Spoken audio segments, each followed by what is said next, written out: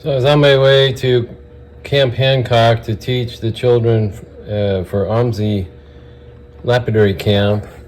And of course you can't go through there without stopping at Richardson's ranch. So I stopped and picked up a few pieces of Brazilian agate. And this one you can see there's some banding in there, but the reason I actually grabbed this one was because of this side.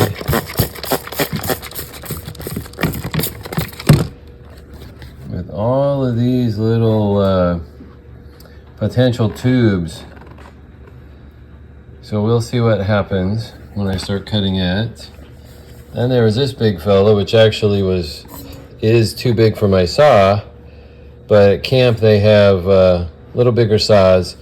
So I was able to get it cut, even though it bound up in the saws a little bit. So the cuts aren't perfect, but I can still sand it out. And I got a couple of nice pieces with good pattern on them. And I'll have to fix these ridges, but that's not a big deal. In fact, this one, I think I'm going to try taking another slab or two off of it. And that one will just be a display piece. Then there was this big, nice piece of carnelian. Has good pattern to it. Or I should say good color to it. But as typical carnelian, it turned kind of opaque on the inside. Although, where's the sun? I know it's here somewhere. There we go. It's got some good translucency to it.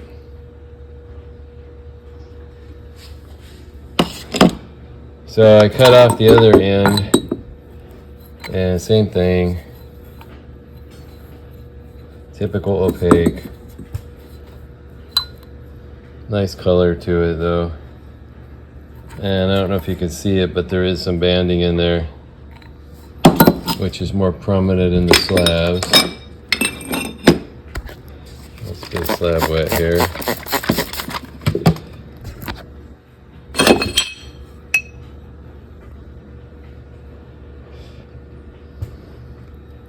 It's pretty opaque on the surface, so I was thinking maybe I'll slice this up and make some wind chimes out of the slabs. And I cut this as a stand-up. So, I don't make a decent stand-up. So that's my adventures with Brazilian, and stopping at Richardson's ranch on my way to Hancock Field Station to teach the kids for OMSI camp, and then the following week the Northwest Rockhound Retreat, and which is basically like Rockhound camp for adults.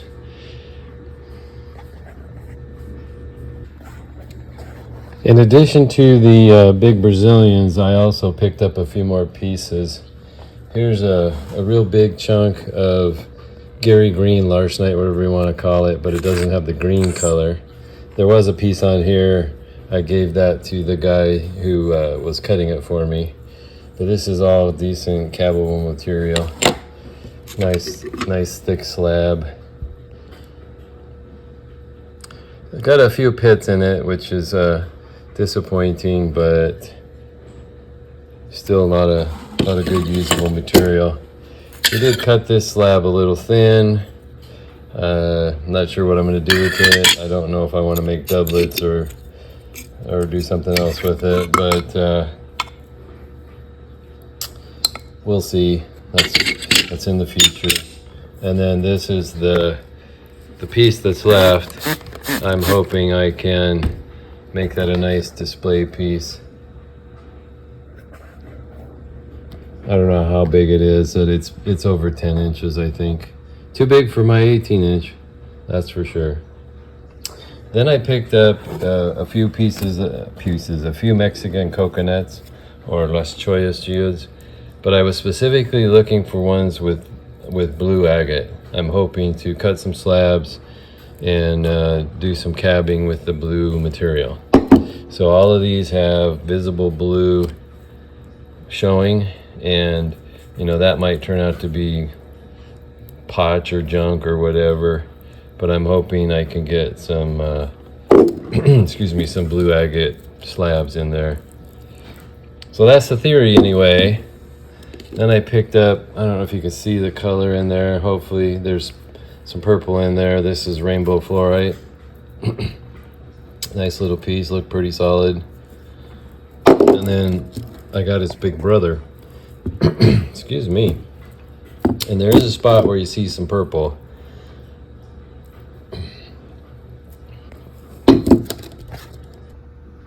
Sorry about that. And then I picked up a few more pieces of the polychrome jasper. Got some interesting patterns inside. So I'll have to play with it and try and figure out which direction I want to cut it, because it's got pattern in multiple directions. There's a big window there.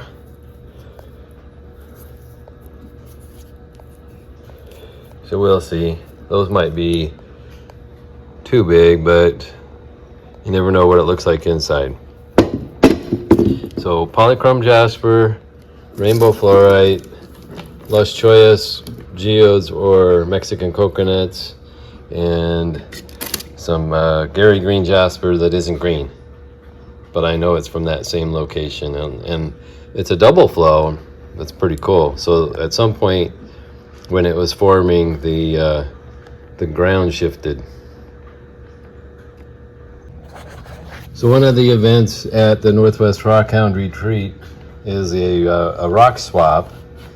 You're not supposed to exchange money or anything like that, and you bring a bunch of material that you're willing to trade with, and then you go around to the other people and see what they have.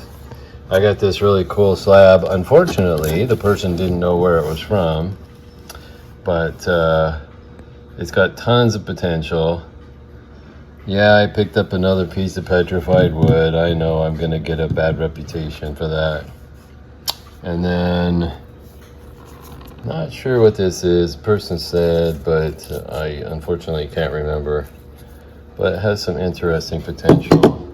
Here's a piece of mariposite, slab of turritella, slab of picture jasper, I think this is Rocky Butte picture jasper, but I could be wrong.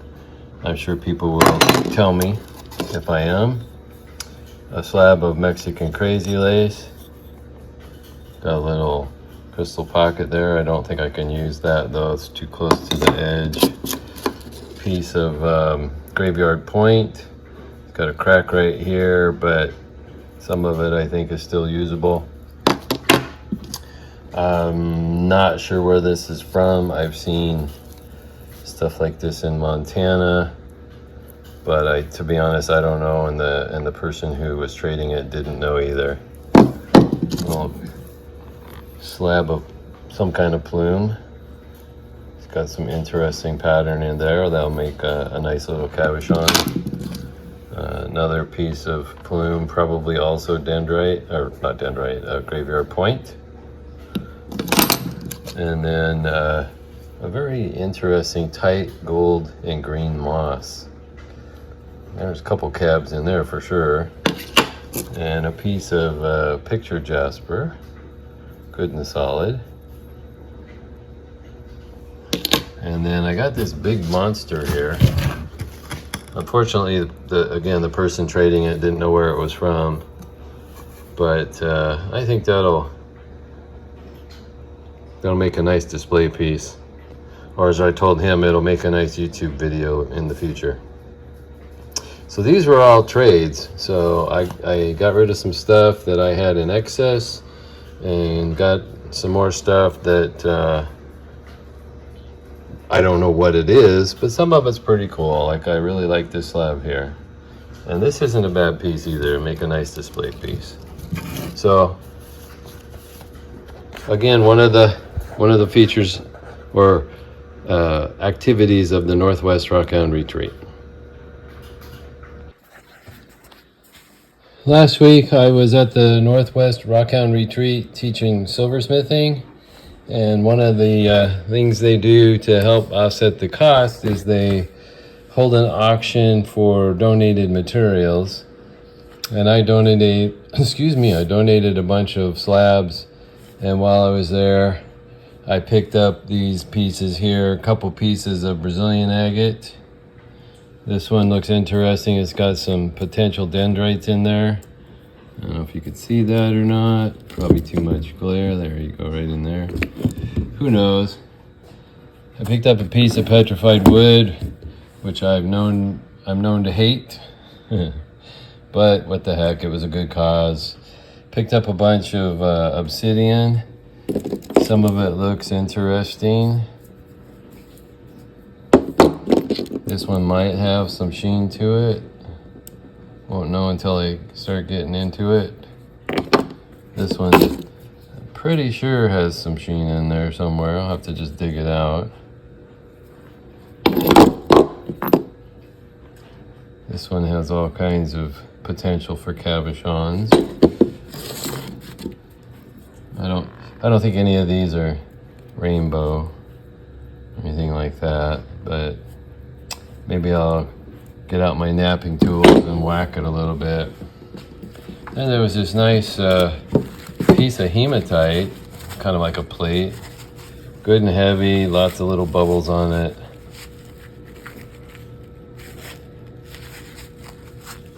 Not sure what I'll do with it. Maybe donate it to children's or something. And I picked up a pretty decent slab of what's now known as Freedom Jasper, but back in the day was Gary Green, and before that, Larsenite. So those were all pieces I picked up at the auction at the Northwest Rockhound Retreat.